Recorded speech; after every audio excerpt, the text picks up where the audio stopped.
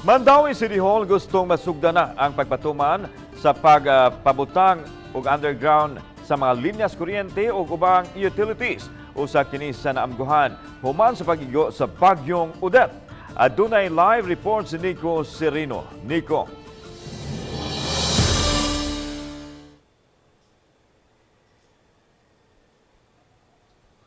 Yes, Lan, gusto ang Mandawi City nga mapatuman na kining pagpa-underground sa mga utilities. Labi na, humangyod sa nahitabo sa bagyong Odette.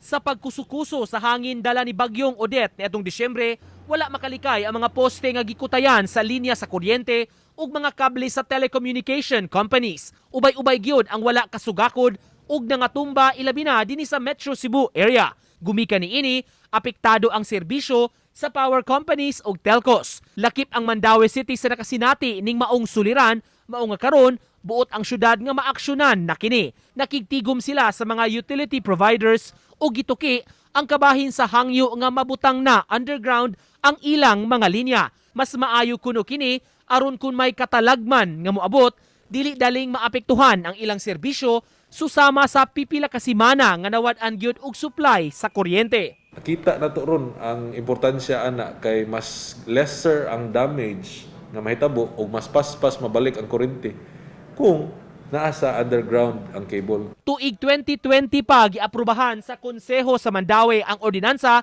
kabahin niini. Aminado hinuon ang syudad dili madali-dali kining maong plano ug dako-dako ang gasto. Base sa ordinansa, phase by phase ang implementasyon.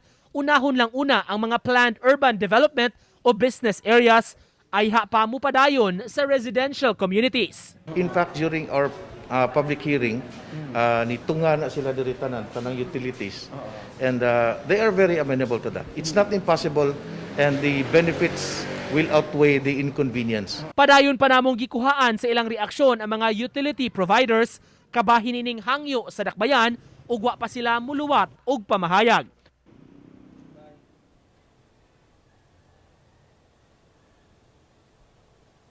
Lan mi padayag og kaandam ang Mandawi City nga mohimo og mga arrangements kung usasab ang ilang matabang ning mga utility providers aron matigayon gyud kining maong plano. Lan? Daghang salamat Nico Serino.